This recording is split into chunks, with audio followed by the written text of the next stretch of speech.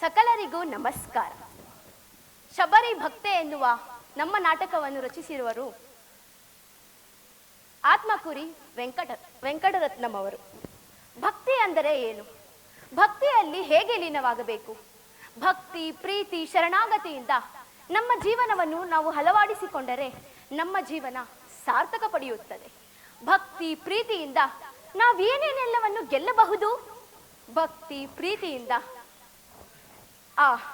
ನಿಜವಾಗಿಯೂ ನಮ್ಮಲ್ಲಿ ಆ ಭಕ್ತಿ, ಪ್ರೀತಿ ಇದ್ದರೆ ಆ ಭಗವಂತನೇ ಪ್ರತ್ಯಕ್ಷನಾಗುತ್ತಾನಂತೆ. ಹೌದು, ಹಾಗೆ ರಾಮ ಭಕ್ತರಾದ ಆತ್ಮಕೂರಿ ವೆಂಕಟರತ್ನಂ ಅವರು ನರಗಳ ದೌರ್ಬಲ್ಯದಿಂದ ನರಳುತ್ತಿದ್ದಾಗ ಅದೇ ಸಮಯದಲ್ಲಿ ಅವರ ಹೃದಯ ಬಡಿತ ನಿಂತು ಅವರು ಅಸೂನಿಗಿದರು. ಆಗ ವೈದ್ಯರು ಕೂಡ ಸಹಾಯಕರಾದರು. ಆದರೆ ಅಸೂನಿಗೆ 8 ಗಂಟೆ ಆದರೂ ಅವರ ದೇಹ ಬಿಸಿ ಅಂದರೆ ಗಾವಾಗಿರುತ್ತದೆ. ಆಗ ವೈದ್ಯರು ಆಶ್ಚರ್ಯ ಆದರು. ಅಸೂನಿಗೆ 8 ಗಂಟೆ ಆದರೂ ಅವರ ದೇಹ ಬಿಸಿಯಾಗಿದೆ ಎಂದು. ಇನ್ನೇನು ಆ ದೇಹವನ್ನು ತೆಗೆದುಕೊಂಡು ಹೋಗಬೇಕು ಎನ್ನುವಾಗ ಆ ದೇಹದಿಂದ ರಾಮ ರಾಮ ಎಂಬ ಶಬ್ದ ಕೇಳಿ ಬರುತ್ತದೆ. ಆಗ ವೈದ್ಯರು ಪರೀಕ್ಷೆ ಮಾಡಿದಾಗ ನಾಡಿ ಮಿಡಿತ ಮತ್ತೆ ಚಲನವಾಗತೊಡಗುತ್ತದೆ. ನೋಡಿದರಾ, ಆ ರಾಮನ ಲೀಲೆ ಅದಕ್ಕೆ ಹೇಳುವುದು ಬಿಡಿ. ರಾಮನಾಮ ಜಪದಿಂದ ಮರುಜನ್ಮ ಪಡೆದ ಅವರು ಭಕ್ತ ಶಬರಿ ಎಂಬ ನಾಟಕವನ್ನು ರಚಿಸಿದ್ದಾರೆ. ಇದು ಸತ್ಯಕಥೆ, ನಿಜವಾದ ಘಟನೆ. ಬನ್ನಿ, ಈಗ ಈ ನಾಟಕ ನಿಮ್ಮ ಮುಂದೆ ನೋಡಿ ಆಶೀರ್ವದಿಸಿ.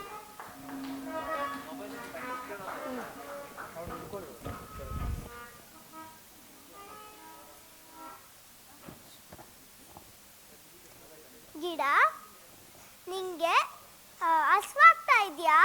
ತಡಿ, ನಾನು ನಿಂಗೆ ನೀರು ಹಾಕ್ತೀನಿ.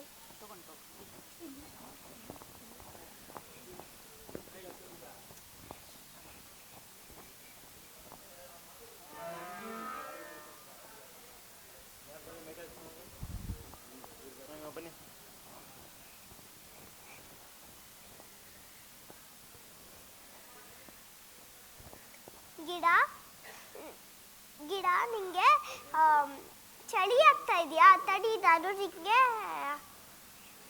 ನಮ್ಮ ಅವ್ವನ ಸೀರೆ ಎತ್ಕೊಂಡು ಬಂದು ಹೊತ್ತಿಸ್ತೀನಿ.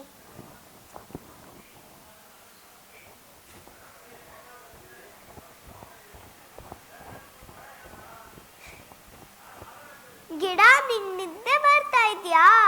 ತಡಿ, ನಾನು ನಿಂಗೆ ಜೋಜೋ ಲಾಲಿ ಮಾಡ್ತೀನಿ, ನೀನು ಮಲ್ಕೋ.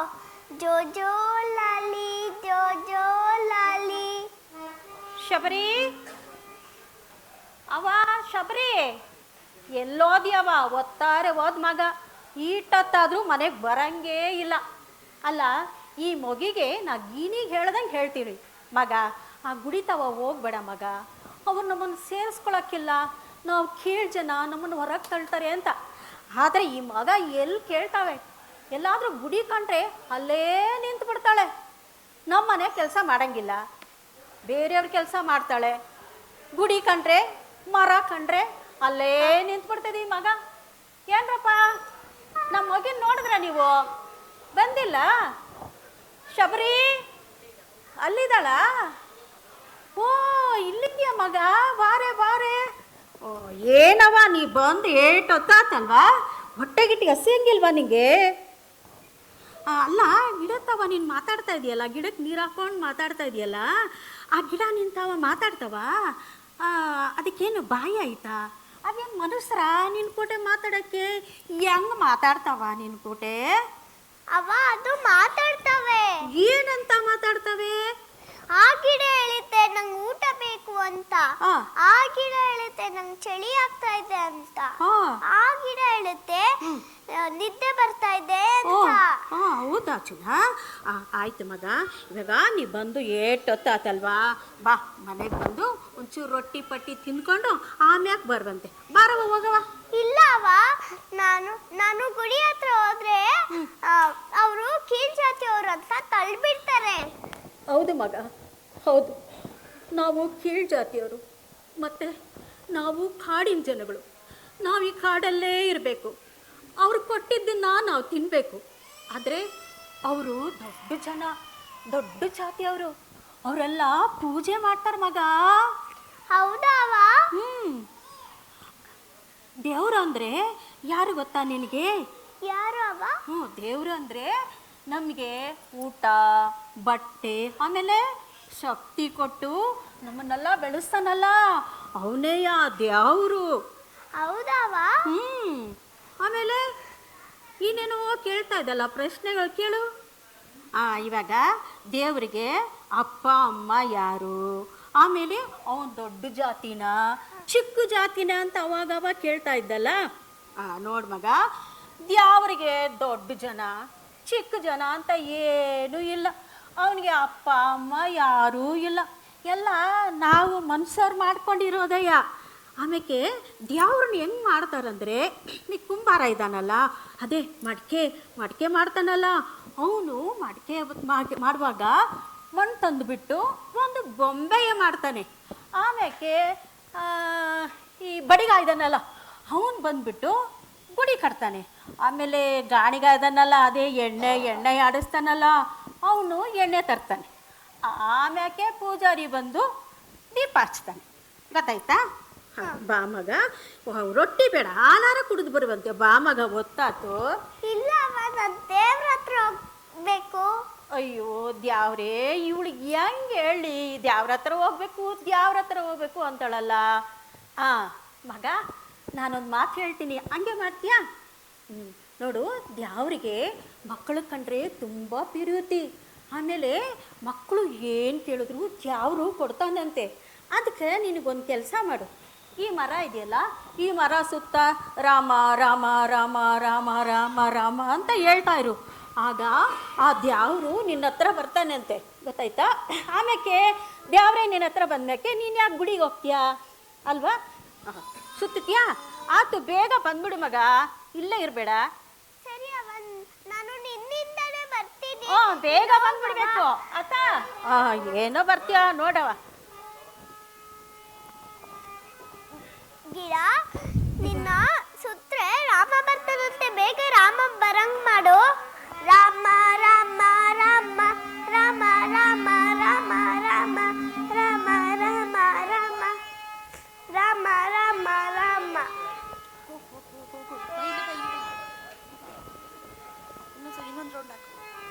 ರಾಮ ರಾಮ ರಾಮ ರಾಮ ರಾಮ ರಾಮ.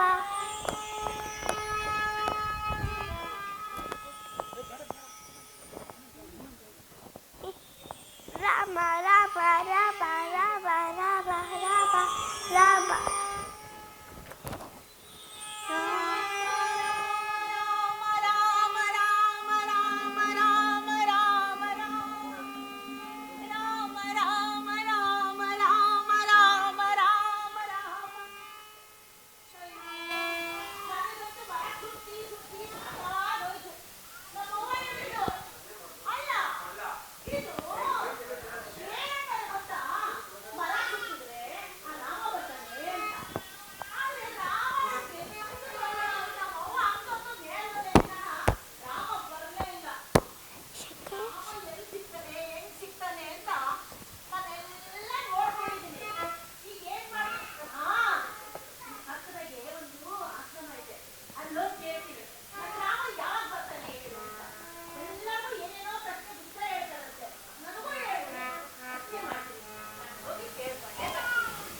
ಅಜ್ಞಾನದಿಂದ ನನ್ನ ಶಿಷ್ಯರು ಮಾಡಿರುವ ಅಪರಾಧವನ್ನು ಮನ್ನಿಸಿ.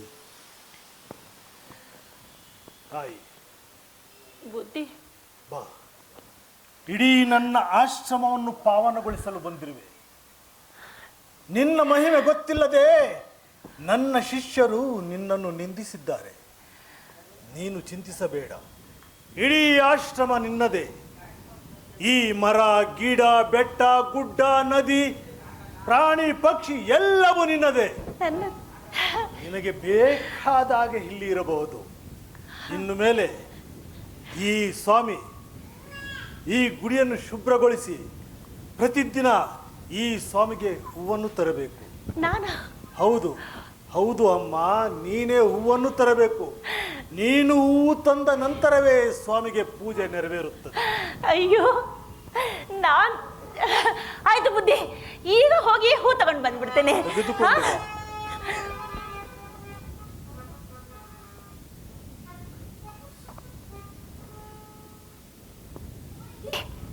ತಗೊಳ್ಳಿ.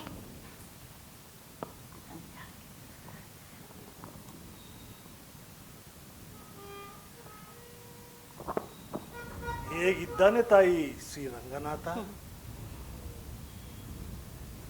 ಶ್ರೀರಾಮಚಂದ್ರ ಬಹು ಸುಂದರವಾಗಿದ್ದಾನೆ ಮಹಾಪ್ರಭು. ಶ್ರೀರಾಮಚಂದ್ರ ನಿಜ ಹೇಳಬೇಕೆಂದರೆ ನೀನು ನನ್ನನ್ನು ಉದ್ಧರಿಸಲು ಬಂದಿರುವ ತಾಯಿ. ಎಷ್ಟೋ ವರ್ಷಗಳಿಂದ ಶ್ರೀರಾಮನನ್ನು ನನ್ನ ಮನಮಂದಿರದಲ್ಲಿಟ್ಟು ಪೂಜಿಸುತ್ತಾ ಬಂದಿರುವೆ. ಆದರೆ ನಿನ್ನಂತೆ ಭೌತಿಕ ದೇಹದಿಂದ ಅರ್ಚಿಸುವ ಅದೃಷ್ಟ ನನಗಿಲ್ಲ ತಾಯಿ. ಅಂದ್ರೆ ನಿಮ್ಮ ಮಾತು ನನಗೆ ಅರ್ಥ ಆಗ್ಲಿಲ್ಲ ಬುದ್ಧಿ. ಮುಂದೆ ನಡೆಯಲಿರುವುದನ್ನೇ ನಾನು ಹೇಳಿದ್ದೇನೆ ತಾಯಿ. ಧರ್ಮ ರಕ್ಷಣೆಗಾಗಿ ಪರಮಾತ್ಮನು ದಶರಥನ ಮಗನಾದ ರಾಮನಾಗಿ ಅವತರಿಸಿದ್ದಾನೆ. ನಿನ್ನ ಭಕ್ತಿಗೆ ಅವನು ನಿನಗೆ ಖಂಡಿತ ಒಲಿಯುತ್ತಾನೆ. ನನ್ನ ನೋಡಕ್ ಬರ್ತಾನ ರಾಮ? ಹೌದು ತಾಯಿ, ನಿನ್ನ ನೋಡಲು ರಾಮ ಬರುತ್ತಾನೆ. ಇದು ನಮ್ಮ ಆಶ್ರಮ, ನನ್ನ ತಪಸ್ಸು. ಶ್ರೀರಾಮನ ಯಾವಾಗ ಬರ್ತಾನೆ ನನ್ನ ರಾಮ? ನನ್ನ ನೋಡ್ಲಿಕ್ಕೆ ಬರ್ತಾನ? ಅಂದ್ರೆ ನಮ್ಮ ಆಶ್ರಮಕ್ಕೆ ಯಾವಾಗ ಬರ್ತಾನೆ? ಹೌದು ತಾಯಿ, ನಿನ್ನ ನೋಡಲು ಬರುತ್ತಾನೆ. ನಮ್ಮ ಆಶ್ರಮ, ನನ್ನ ತಪಸ್ಸು ಶ್ರೀರಾಮನ ಪಾದಾರವಿಂದಗಳ ದರ್ಶನಕ್ಕೆ ಪಾತ್ರವಾಗಿಲ್ಲ ತಾಯಿ. ನಿನ್ನ ಭಕ್ತಿಗೆ ಅಮೋಘ ಶಕ್ತಿ ಇದೆ. ಆ ಶಕ್ತಿಗೆ ಶ್ರೀರಾಮ ಬಂದು ನಿನ್ನ ಹುಡುಕುತ್ತಾ ಬಂದು ನಿನ್ನ ಒಬ್ಬಳಿಗೆ ಮಾತ್ರ ದರ್ಶನ ನೀಡುತ್ತಾನೆ. ಅಂದ್ರೆ ನಂಗೆ ತಿಳಿಲಿಲ್ಲ ಬುದ್ಧಿ. ಚಿಂತಿಸಬೇಡ ತಾಯಿ, ನಿನ್ನ ಪ್ರಭು ಚಿತ್ರಕೂಟ ತಲುಪಿದ್ದಾನೆ. ಈ ದಿನ ನಾನು ಹಸುನೀಗಲಿದ್ದೇನೆ. ಪ್ರಭುಗಳನ್ನು ಕಣ್ಣಾರೆ ಕಾಣುವ ಭಾಗ್ಯ. ಅಯ್ಯೋ ಬುದ್ಧಿ, ನೀವೇನೇನೋ ಹೇಳ್ತಾ ಇದ್ದೀರಾ. ಪೂಜಿಸುವ ಪುಣ್ಯ ನನಗಿಲ್ಲ, ಅದು ನಿನ್ನ ಒಬ್ಬಳಿಗೆ ಮಾತ್ರ ಇದೆ. ಎಷ್ಟು ಸಾವಿರಾರು ಜನ್ಮಗಳಲ್ಲಿ ನೀನು ಮಾಡಿದ ಪುಣ್ಯದ ಫಲವಾಗಿ ನಿನಗಿದು ದೊರೆತಿದೆ. ನನ್ನ ತಪಶಕ್ತಿ ಇದೆ, ಒಲೆಯಲಿಲ್ಲ ತಾಯಿ. ನೀನು ಒಂದು ಕೆಲಸ ಮಾಡಬೇಕು ತಾಯಿ. ಹೇಳಿ ಬುದ್ಧಿ, ಏನ್ ಮಾಡಬೇಕು? ನನ್ನ ತಪಶಕ್ತಿಯ ಬಲದಿಂದ ಈ ಪೂಜಾ ಮಂದಿರ ನಿತ್ಯ ನೂತನವಾಗಿ ಬೆಳಗುತ್ತಿರುತ್ತವೆ. ಈ ಹೂವನ್ನು ಹಾಗೆಯೇ ಇರುತ್ತವೆ, ಈ ದೀಪಗಳು ಹೀಗೆ ಬೆಳಗುತ್ತಿರುತ್ತವೆ. ಪ್ರಭುಗಳನ್ನು ಈ ಪೂಜಾ ಮಂದಿರದೊಳಗೆ ಬರಮಾಡಿಕೊಂಡು ನನ್ನ ಬದಲಾಗಿ ನೀನು ಈ ಹೂವನ್ನು ಸಮರ್ಪಿಸಿ ನನ್ನನ್ನು ಉದ್ಧರಿಸುವಂತೆ ಮಾಡು ತಾಯಿ, ಉದ್ಧರಿಸುವಂತೆ ಮಾಡು. ಬುದ್ಧಿ, ಏನೋ ಹೇಳ್ತೀರಾ, ನಾನೇನೋ ತಿಳ್ಕೊಳ್ತೀನಿ. ನನಗೊಂದು ಅರ್ಥ ಆಗ್ತಾ ಇಲ್ಲ. ಆದ್ರೆ ನೀವ್ ಹೇಳ್ದಂಗೆ ನಾನು ಮಾಡ್ತೀನಿ ಬುದ್ಧಿ. ಆದ್ರೆ ನಿಮ್ಮ ಆಶೀರ್ವಾದ ಇರಬೇಕು ಅಷ್ಟೇ. ಸರಿ ತಾಯಿ, ನನಗಿನ್ನು ಪೂಜೆಗೆ ವೇಳೆ ಆಯಿತು, ನಾನಿನ್ನು ಬರಲೇ? ಆಯ್ತು ಬುದ್ಧಿ.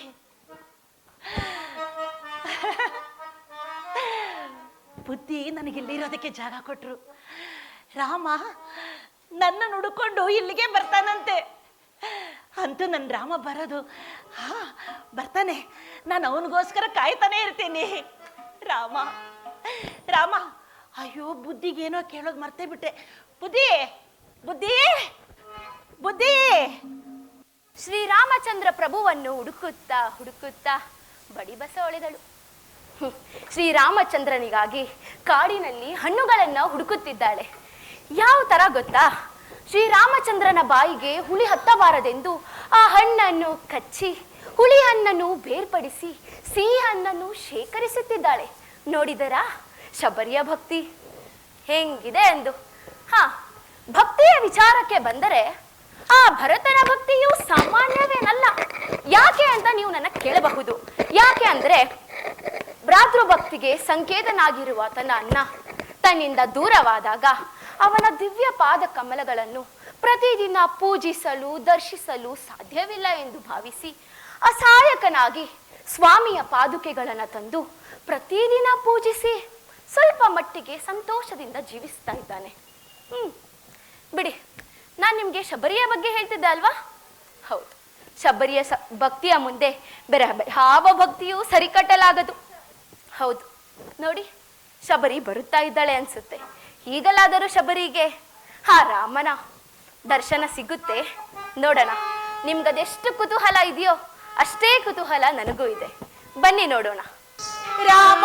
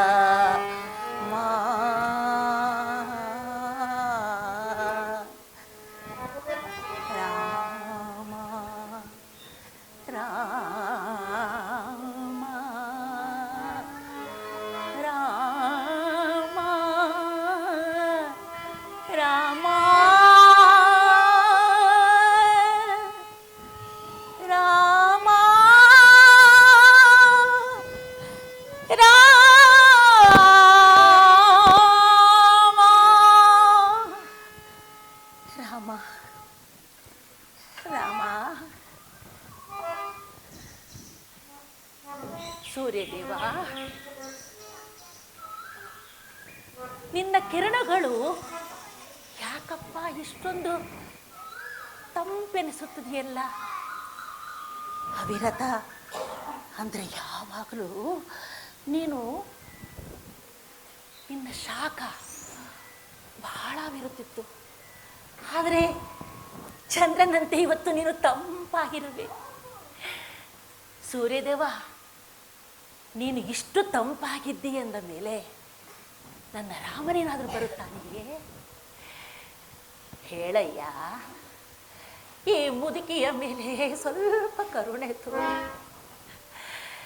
ನನ್ನ ರಾಮನೇನಾದರೂ ಬರುತ್ತಾನೆಯೇ? ಹೇಳಪ್ಪ. ಹೋಗಲಿ ಬಿಡು, ನೀನೇಕೆ ಹೇಳುತ್ತೀ? ನೀನು ಹೇಳುವುದಿಲ್ಲ. ಏಕೆಂದರೆ ನನ್ನಂತೆ ನೀನು ಕೂಡ ರಾಮನನ್ನು ಆದಷ್ಟು ಬೇಗ ಕಾಣಬೇಕೆಂದು ಹಂಬಲಿಸುತ್ತಿದ್ದಿ. ಕೈ ಕಾಲುಗಳು ನಡುಗುತ್ತಿವೆ. ನಿಲ್ಲ ಅಲ್ಲೋ ಅಮ್ಮ. ಭೂಮಿ ತಾಯಿ, ಇದೇನಿದು?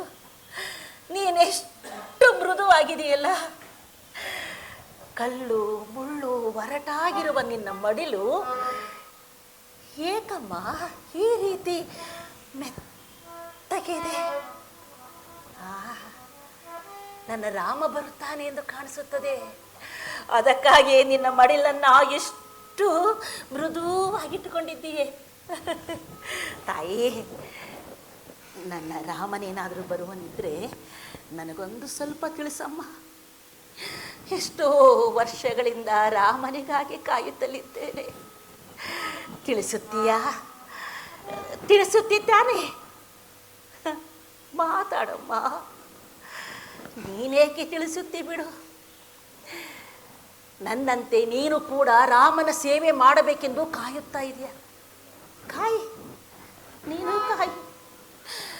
ಆದರೆ ರಾಮನ ಬರುವನ್ನ ಯಾರೂ ಹೇಳಲಲ್ಲರು. ಕಣ್ಣುಗಳು ಮಂಜಾಗುತ್ತಿವೆ, ಕೈ ಕಾಲುಗಳಲ್ಲಿ ಶಕ್ತಿ ಇಲ್ಲ. ಇನ್ನು ನಾನು ಕಣ್ಣು ಮುಚ್ಚುವುದರೊಳಗೆ ರಾಮನನ್ನು ಕಾಣದ ಹೊರತು ನನಗೆ ಮುಕ್ತಿ ಸಿಗುವುದಿಲ್ಲ. ರಾಮನನ್ನು ನೋಡಬೇಕು. ರಾಮ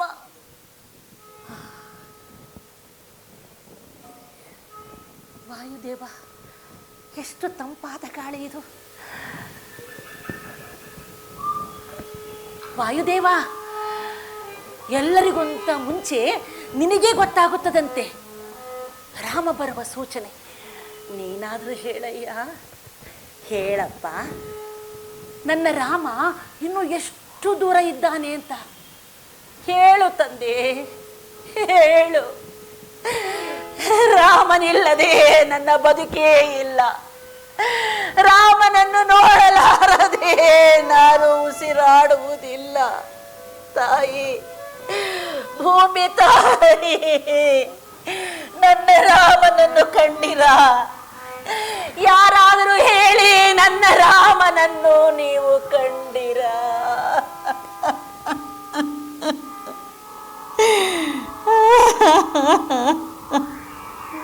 ಸೀತಾ,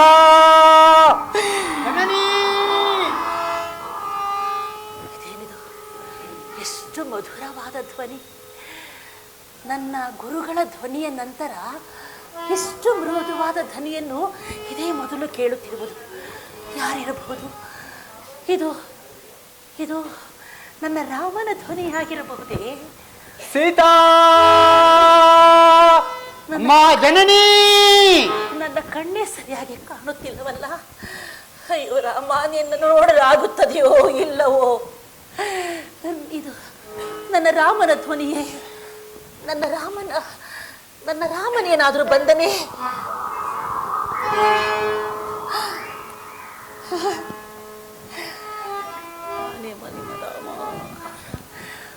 ಅಮ್ಮ ಶಬರಿ, ನಾನು ನಿನ್ನ ರಾಮನೇ ತಾಯಿ. ನಿಜವಾಗಿಯೂ ನೀನು ನನ್ನ ರಾಮನೇ? ಹೌದು ತಾಯಿ, ಅಯ್ಯೋ ನಾನೇ ನಿನ್ನ ರಾಮ. ಅಯ್ಯೋ,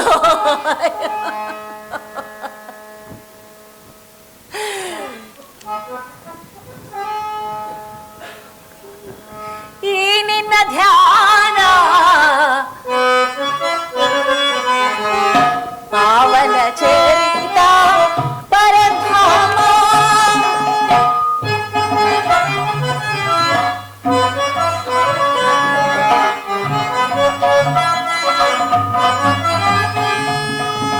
ಪ್ರಭು ನಿನ್ನ ಧ್ಯಾನ ಮೋಕ್ಷ ಪ್ರಧಾನ ಪಾವನ ಚರಿತ ಧ್ಯಾನ.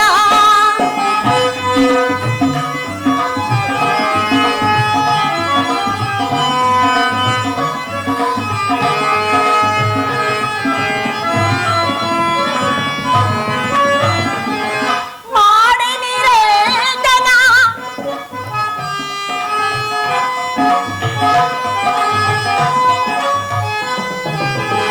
ಮಾಡಿ ನಿರೇತನ ನಿನ್ನಯ ಧ್ಯಾನ ನೀನೇ.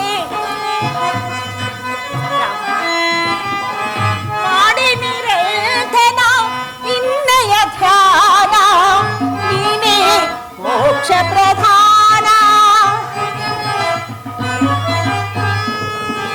ನೀನೇ ಮೋಕ್ಷ ಪ್ರಧಾನ ಧ್ಯಾನ ಏಕನ ಶ್ಯಾಮ ಪಾವನ ಚರಿತ ಪರಧಾಮ.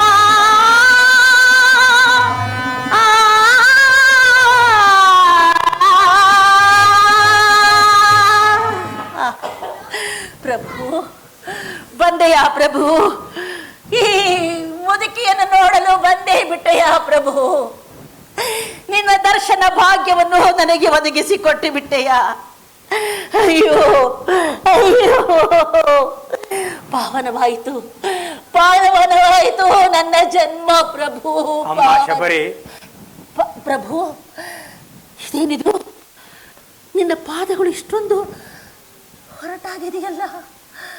ಅಯ್ಯೋ, ಕಲ್ಲು ಮುಳ್ಳು ಬಂದೆಯ? ನನಗಾಗಿ ನೀನು ಕಲ್ಲು ಮುಳ್ಳು ತುಳಿಯಬೇಕಾಯಿತೆ. ಅಯ್ಯೋ, ಇದೇನಿದು? ವಜ್ರ ವೈಢೂರ್ಯಗಳನ್ನು ತೊಟ್ಟು ಪೀತಾಂಬರಗಳನ್ನು ಧರಿಸಿ ಮೆರೆಯಬೇಕಾಗಿದ್ದ ನೀನು ಇದು ನಾರು ಮಡಿಗೆ. ಅಯ್ಯೋ, ನನಗಾಗಿ ಈ ಕಷ್ಟವನ್ನು ಪಟ್ಟೆಯ? ನನ್ನ ಕಾಡಲೆಂದು ಈ ರೀತಿಯಾಗಿ ಬಂದೆಯ? ಅಯ್ಯೋ, ನಾನೆಂತಹ ಪಾಪಿ! ನನ್ನ ಪ್ರಭುವಿಗೆ ನಾನೆಷ್ಟು ಕಷ್ಟವನ್ನು ಕೊಟ್ಟು ಬಿಟ್ಟೆ. ನನ್ನನ್ನು ಕ್ಷಮಿಸು ಪ್ರಭು, ನನ್ನನ್ನು ಕ್ಷಮಿಸು. ಅಮ್ಮ ಶಬರಿ, ನನ್ನ ವಿಷಯ ಸದ್ಯಕ್ಕೆ ಬೇಡ. ನಿನ್ನ ವ್ರತಗಳು, ತಪಸ್ಸು ಎಲ್ಲವೂ ಸರಿಯಾಗಿ ನಡೆಯುತ್ತಿದೆ ತಾನೆ? ನಡೆದಿದೆ. ಈ ಆಶ್ರಮದ ಸೇವೆ, ಗುರುಗಳ ಸೇವೆಯಲ್ಲಿ ತೃಪ್ತಿಯನ್ನು ಪಡೆಯುತ್ತಾ ನಿನ್ನ ನಿರ್ಮಲವಾದ ಮನಸ್ಸು ಶಾಂತವಾಗಿದೆ ತಾನೆ? ಆದರೂ ಶಬರಿ, ನನ್ನ ಬಗ್ಗೆ ನಿನಗೇಕೆ ಇಷ್ಟೊಂದು ಕಳಕಳಿ? ನನ್ನ ನೋಡು, ಎಷ್ಟು ಹಾಯಾಗಿದ್ದೀನಿ. ಹೌದು ಪ್ರಭು, ಎಲ್ಲರನ್ನೂ ಆಟವಾಡಿಸುವ ನೀನು ಹಾಯಾಗಿರುವೆ, ಹಾಯಾಗಿರುವೆಪ್ಪ, ಹಾಯಾಗಿರುವೆ. ಇದೇನಿದು, ಈ ನಿನ್ನ ಕೇಶರಾಶಿ ಇಷ್ಟು ಜಿಡ್ಡುಗಟ್ಟಿದೆಯಲ್ಲ. ಅಯ್ಯೋ ಪ್ರಭು, ನಾರು ಮಡಿ, ಜಿಡ್ಡುಗಟ್ಟಿದ ಜಡೆ, ಇವೆಲ್ಲವೂ ನನ್ನಿಂದಲೇ ಆದದ್ದು. ನನ್ನನ್ನು ಕ್ಷಮಿಸಿ ಬಿಡು ಮಹಾಪ್ರಭು, ನನ್ನನ್ನು ಕ್ಷಮಿಸಿ ಬಿಡು.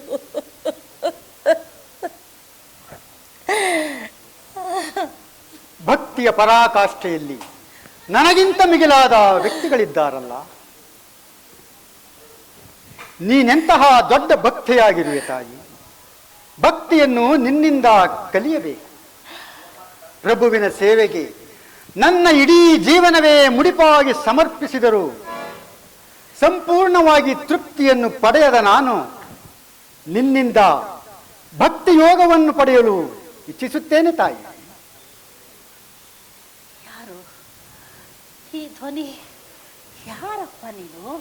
ನಾನು ಲಕ್ಷ್ಮಣ, ನಿನ್ನ ಒಡೆಯನ ಸಹೋದರನಾಗಿ ಹುಟ್ಟಿರುವೆ ತಾಯಿ. ಲಕ್ಷ್ಮಣ? ಅಯ್ಯೋ ಅಯ್ಯೋ, ಲಕ್ಷ್ಮಣ ತಾಯಿ, ಸ್ವಾಮಿಯ ಭಕ್ತ, ಪರಮ ಭಕ್ತ. ಅಯ್ಯೋ ಲಕ್ಷ್ಮಣ, ಲಕ್ಷ್ಮಣ, ನಿನ್ನ ದರ್ಶನ ಹಿಂದಾಯಿತು. ರಾಮ ಲಕ್ಷ್ಮಣರ ದರ್ಶನವನ್ನು ಪಡೆದ ನಾನೇ ಧನ್ಯಳಪ್ಪ, ಧನ್ಯಳು.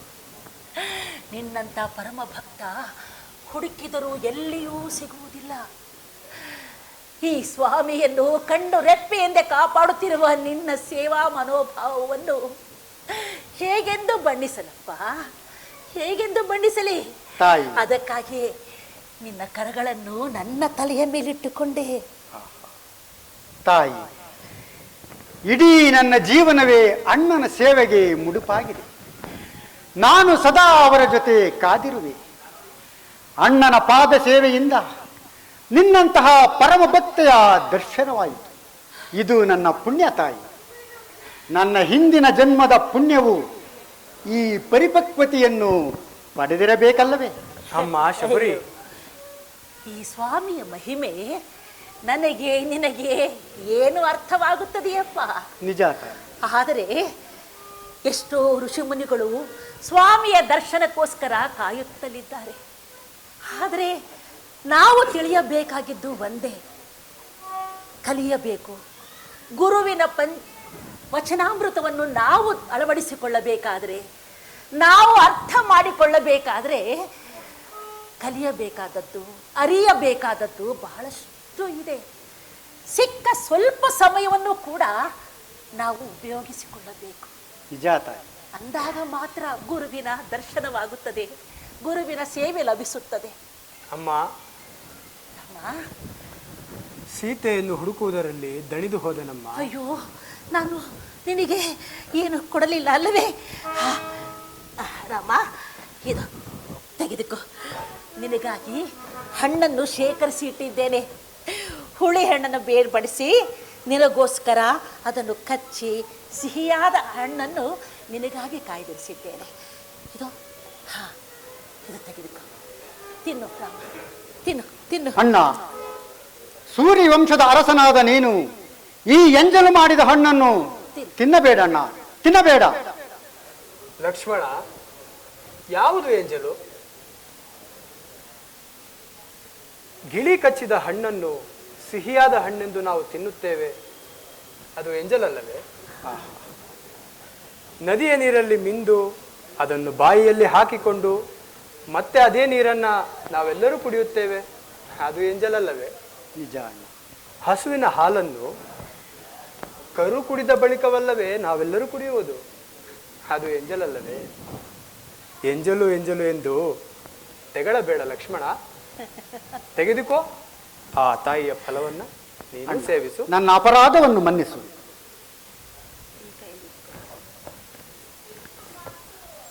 ತಿನ್ನು ರಾಮ, ತಿನ್ನಪ್ಪ, ಆಹಾ, ತೃಪ್ತಿ ಪಡು. ಇಷ್ಟೊಂದು ಸಿಹಿಯಾದ ಫಲವನ್ನು ನಾನು ಎಂದೂ ತಿಂದಿಲ್ಲ. ತಾಯಿ, ಇದಕ್ಕೆ ಪ್ರತಿಫಲವಾಗಿ ಏನಾದರೂ ಕೇಳು ತಾಯಿ. ಹೌದು, ಕೇಳು ತಾಯಿ. ಇನ್ನೇನು ಕೇಳಲಪ್ಪ, ನಾನು ಕೇಳದೆ ನನ್ನ ಆಶ್ರಮಕ್ಕೆ ಬಂದೆ. ಕೇಳದೆಯೇ ನಾನು ಕೊಟ್ಟ ಹಣ್ಣನ್ನು ಸ್ವೀಕರಿಸಿದೆ. ಕೇಳದೆಯೇ ನನಗೆಲ್ಲ ಸೌಕರ್ಯಗಳನ್ನು ಮಾಡಿರುವೆ. ಇನ್ನೂ ನಾನು ಇದಕ್ಕಿಂತಲೂ ಇನ್ನೂ ಕೇಳಬೇಕೇ ರಾಮ? ನಾನು ಬೇಡೆಂದು ಇಷ್ಟೇ ತಾನೆ. ಆದರೆ ನಿನ್ನ ಕೋರಿಕೆಯನ್ನು ಈಡೇರಿಸುವ ಆಸೆ ನನಗಿದೆ ತಾಯಿ. ನಿನಗೂ ಆಸೆಗಳಿರುತ್ತಾ ರಾಮ? ಹೌದು ತಾಯಿ. ಹಾಗಾದರೆ ಹೇಳುತ್ತೇನೆ. ನಿನಗೆ ಒಂದು ಪ್ರಸಂಗವನ್ನು ನಾನು ಹೇಳಬೇಕು. ನಾನು ಮತಂಗ ಮುನಿಯ ಆಶ್ರಮಕ್ಕೆ ಕಾಲಿಟ್ಟಾಗ ಅಲ್ಲಿಯ ಶಿಷ್ಯರು ನೀನು ಶೂದ್ರ ಜಾತಿಯವಳು, ಕೀಳು ಜನಗಳು ಅಂತ ಹೇಳಿ ಕಲ್ಲಲ್ಲಿ ನನ್ನನ್ನು ಹೊಡೆದರು. ಆಗ ಋಷಿಗಳು ಬಂದು ನನಗೆ ದೀಕ್ಷೆ ಕೊಟ್ಟು ನನ್ನ ಕೈಯಿಂದ ಹೂವು ತರಿಸಿ ಸ್ವಾಮಿಗೆ ಪೂಜೆ ಮಾಡಿದರು. ಅದಾದ ನಂತರ ಆಗ ಏನು ಹೇಳಿದರು ಅಂದರೆ ಋಷಿಮುನಿಗಳು, ರಾಮ ನಿನ್ನನ್ನು ಹುಡುಕಿಕೊಂಡು ಬರುತ್ತಾನೆ, ನಿನ್ನ ದರ್ಶನವನ್ನು ಮಾಡಿಸುತ್ತಾನೆ ಅಂತ ಹೇಳಿದರು. ಅಲ್ಲಿಯವರೆಗೂ ನನ್ನ ಆಶ್ರಮದಲ್ಲಿ ರಾಮನನ್ನು ಕುಳ್ಳಿರಿಸು, ರಾಮನ ಸೇವೆ ಮಾಡುವ ಭಾಗ್ಯ ನನಗಿಲ್ಲ ಅಂತ ಹೇಳಿದರು. ಹಾಗಾಗಿ ನೀನು ಮತಂಗ ಮುನಿಯ ಆಶ್ರಮಕ್ಕೆ ಬರುವಿಯಾ? ಅಮ್ಮ ಶಬರಿ, ಬನ್ನಿ, ನಿನಗೆ ಮತಂಗ ಮುನಿಯ ಆಶ್ರಮವನ್ನು ತೋರಿಸಿ. ಲಕ್ಷ್ಮಣ ಬನ್ನಿ, ಇದು ಇದೇ ಮತಂಗ ಮುನಿಯ ಆಶ್ರಮ. ಈ ಆಶ್ರಮದಲ್ಲಿ ಮಹಾತಪಸ್ವಿಗಳು ಮತಂಗ ಮುನಿಗಳು ಈ ಸರೋವರದಲ್ಲಿ ಮಿಂದು ಅವರು ತೊಟ್ಟ ಬಟ್ಟೆ ಈಗಲೂ ಕೂಡ ಒಳಗೆ ನೀರು ಹರಿಯುತ್ತದೆ. ಅಷ್ಟೇ ಅಲ್ಲ, ಈ ಹೂವು ಹಣ್ಣು ಎಲ್ಲವೂ ಆಗ ಇಟ್ಟಿದ್ದು ಈಗಲೂ ನಿನ್ನ ಸ್ವಾಗತಕ್ಕೋಸ್ಕರ ಕಾಯುತ್ತದೆ. ಈ ಮರ ಗಿಡ ಬಳ್ಳಿಗಳು ಎಲ್ಲವೂ ನಿನಗೋಸ್ಕರ ರಾಮ. ಇಲ್ಲಿಯ ಕಾಡು ಮೃಗಗಳು ಸಹಿತ ಒಬ್ಬರನ್ನೊಬ್ಬರು ದ್ವೇಷಿಸುವುದಿಲ್ಲ. ಎಲ್ಲವೂ ಪ್ರೀತಿಯಿಂದ ಇದೆ, ಯಾರಿಗೂ ಕೇಡನ್ನೂ ಬಗೆಯುವುದಿಲ್ಲ. ರಾಮ ಬಾ, ಈ ಪೀಠವನ್ನು ಅಲಂಕರಿಸು. ಆಯಿತು ತಾಯಿ. ಹೀಗೆ ಬಾ.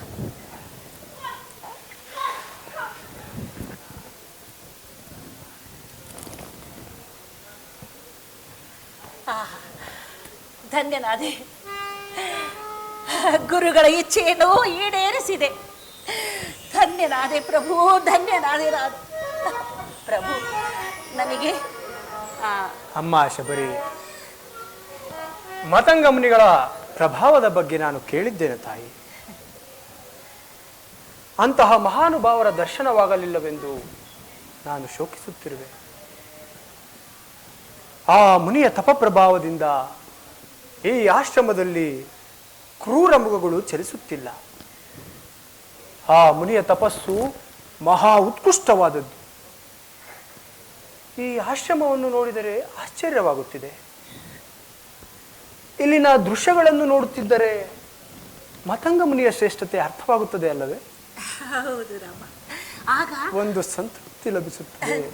ನೀನು ಏನೋ ಕೇಳು ಅಂತ ಹೇಳಿದೆ, ಈಗ ಕೇಳಲೇ? ಕೇಳು ತಾಯಿ, ಕೇಳು ತಾಯಿ, ಕೇಳಲೇ? ಸಂದೇಹವಾಗಿ ಕೇಳ್ತಾಳೆ.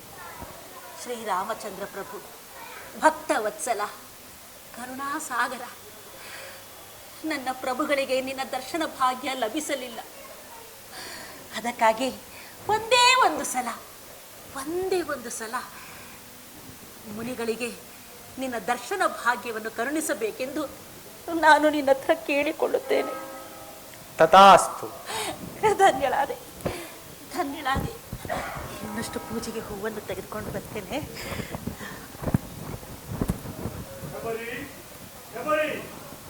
ನಿನ್ನಿಂದ ನಾನು ಧನ್ಯನಾದೆ. ರಾಮ, ಲಕ್ಷ್ಮಣ, ಎಷ್ಟೋ ವರ್ಷಗಳಿಂದ ನಿಮಗಾಗಿ ಕಾಯುತ್ತಿದ್ದೆ. ಆ ಶುಭ ಸಮಯ ಬಂದೇ ಬಿಟ್ಟಿದೆ.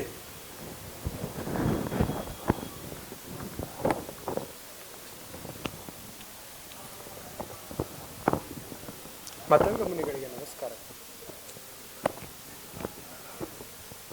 ಕುಳಿತುಕೊಳ್ಳಿ.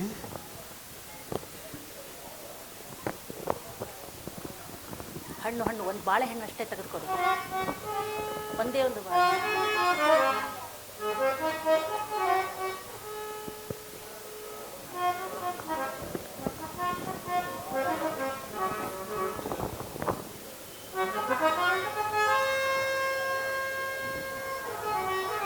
ಕೊಡಿ ಕೊಡಿ. ಶ್ರೀರಾಮಚಂದ್ರ, ಎಷ್ಟೋ ವರ್ಷಗಳಿಂದ ನಿಮಗಾಗಿ ಕಾಯುತ್ತಿದ್ದೆ. ಆ ಮನೋಭೀಷ್ಟ ಈಗ ನೆರವೇರಿತು ಸ್ವಾಮಿ.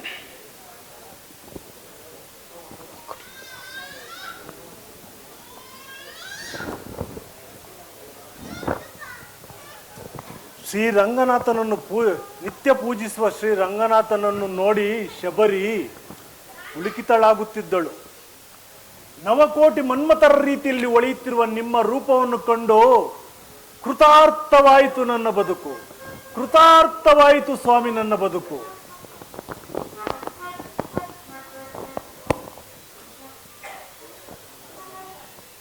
ಶ್ರೀರಾಮನ ಪ್ರಸಾದವನ್ನು ಸೇವಿಸರು ಎಂದೆಂದಿಗೂ ಸುಖದಿಂದ ಆನಂದದಿಂದ ಇರುತ್ತಾರೆ.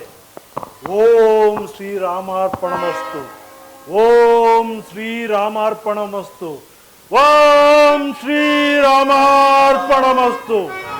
ಅಣ್ಣ, ಸ್ವಾಮಿ ಪ್ರಸಾದವನ್ನು ನನಗೂ ಕೊಡು.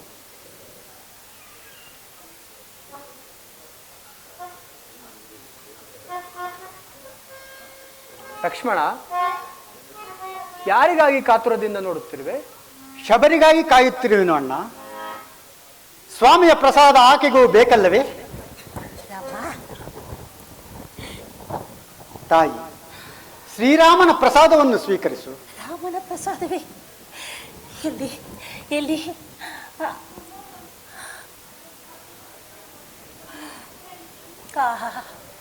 ರಾಮನ ಪ್ರಸಾದ. ಧನ್ಯಳಾದೆ ಮಹಾಪ್ರಭು, ಧನ್ಯಳಾದೆ. ಇಂದಿಗೆ ನನ್ನ ಜನ್ಮ ಸಾರ್ಥಕವಾಯಿತು, ಸಾರ್ಥಕವಾಯಿತು. ಪ್ರಭು, ತಾಯಿ, ಈ ನಿನ್ನ ಕರುಣೆಯನ್ನು ನಾನೇನೆಂದು ವರ್ಣಿಸಲಿ? ಕೇಳು ತಾಯಿ. ನೀನು ಕೇಳಲಿ. ನನ್ನ ಗುರುಗಳಿಗೆ ದರ್ಶನ ಭಾಗ್ಯವನ್ನು ಕೊಟ್ಟೆ. ಹೌದು ತಾಯಿ, ನೀನು ಮಹಾನ್ ಭಕ್ತೆ. ಮತಂಗ ಮುನಿಗಳನ್ನ ನಿನ್ನ ಭಕ್ತಿ ಅಮೋಘವಾದದ್ದು ತಾಯಿ, ಆದರ್ಶವಾದದ್ದು.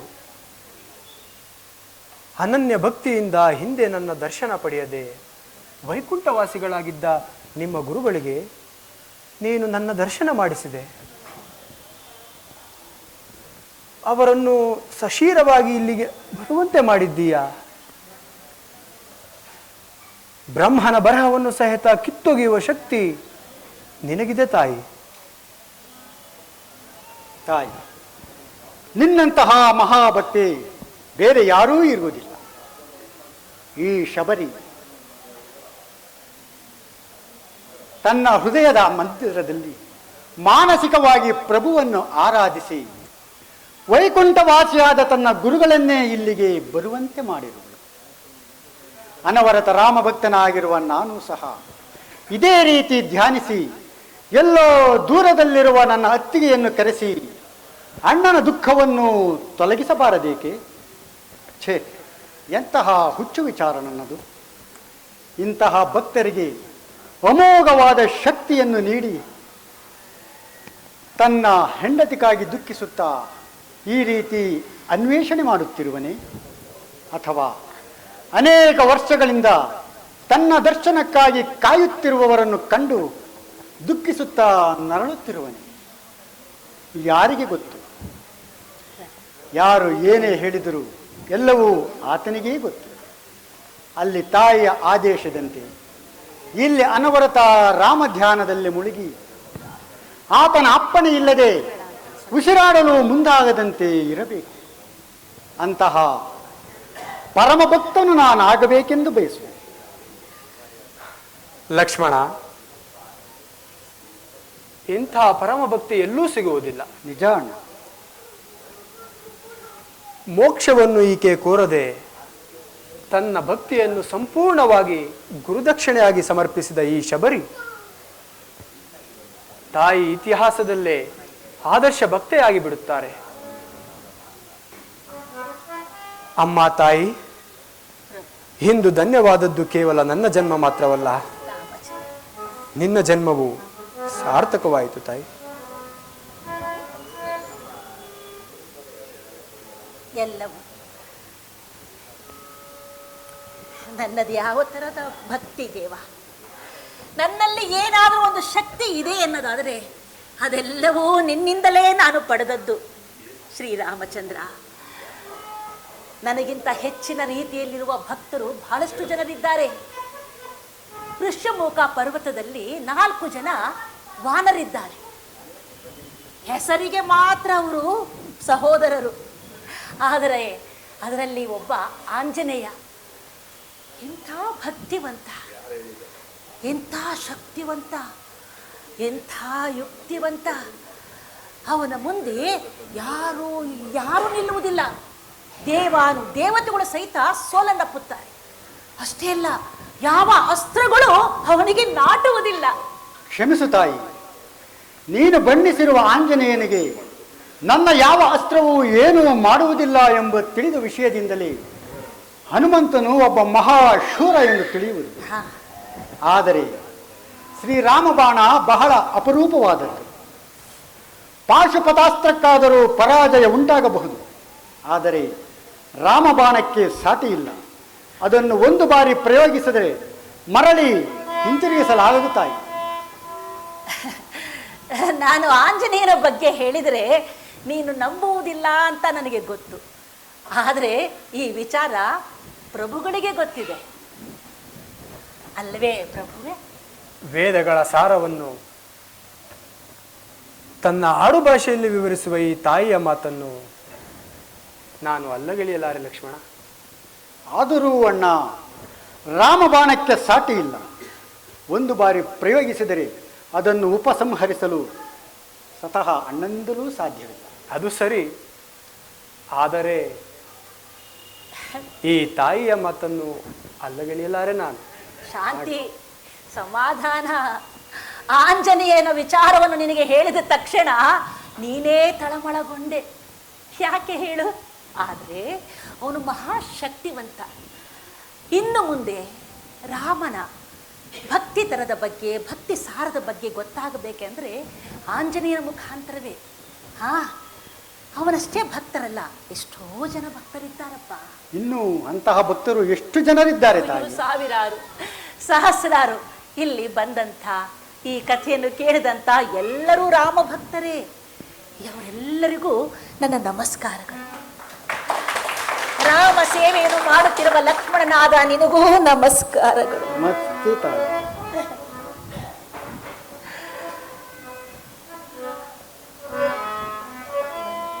ಶ್ರೀರಾಮಚಂದ್ರ ಪ್ರಭುಗಳಿಗೆ ನಮೋ ನಮ. ಪ್ರಭು, ಈ ಶಬರಿಯ ದೆಸೆಯಿಂದಾಗಿ ತಮ್ಮ ದರ್ಶನ ನಮಗುಂಟಾಯಿತು. ತಮ್ಮನ್ನು ಅವಲೋಕಿಸಿದ ನಂತರ ನಮ್ಮ ಜನ್ಮ ಸಾರ್ಥಕವಾಯಿತು. ಈ ನಿಮ್ಮ ಶಿಷ್ಯೆ ಶಬರಿಯನ್ನು ವೈಕುಂಠ ಧಾಮಕ್ಕೆ ಕರೆದೊಯ್ಯಬೇಕೆಂದು ಬಂದಿದ್ದೇವೆ.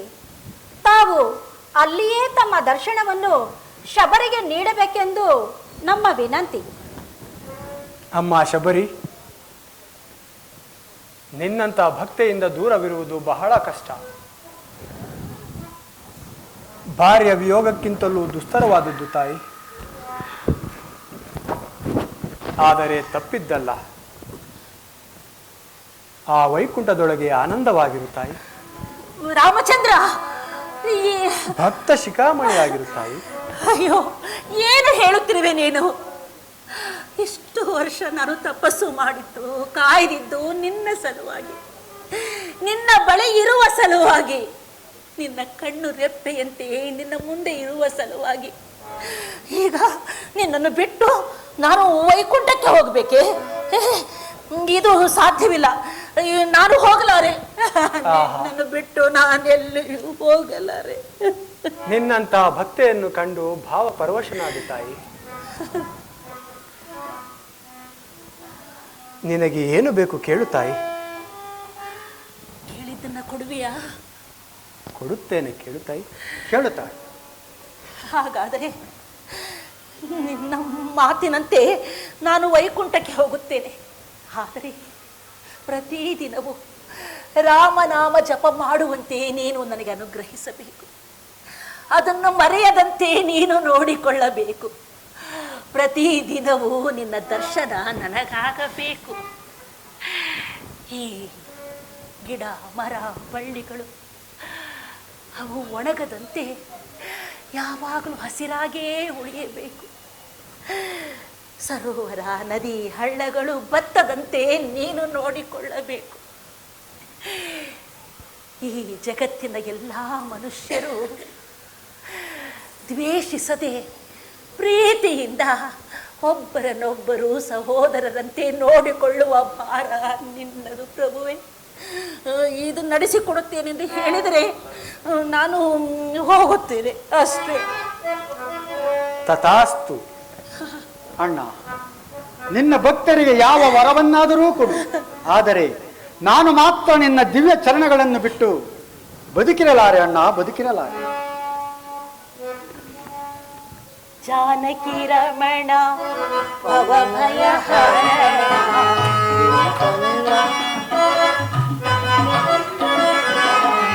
ಜಾನಕಿ ರಮಣ ಭವಭಯ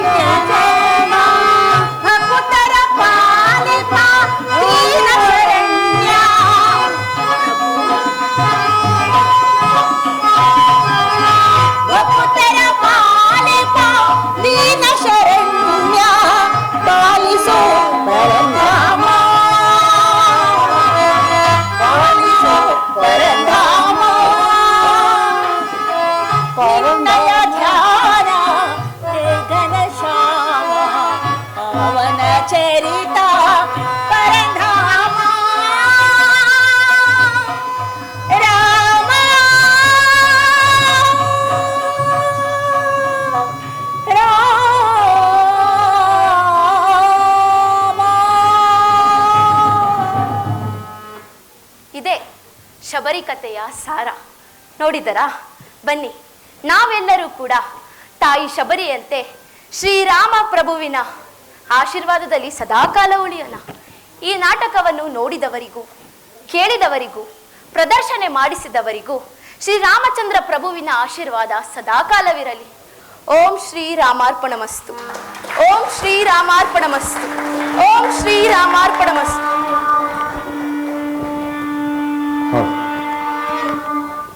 ಇದುವರೆಗೆ ನಾಟಕವನ್ನು ನಡೆಸಿಕೊಟ್ಟ ರಂಗಬದುಕು ಟ್ರಸ್ಟ್ ಇದರ ಎಲ್ಲ ಕಲಾವಿದರಿಗೆ ಪ್ರೀತಿಯ ಧನ್ಯವಾದಗಳು ರಂಗಶ್ರೀ ಕಲಾ ಸಂಸ್ಥೆಯ ಪರವಾಗಿ.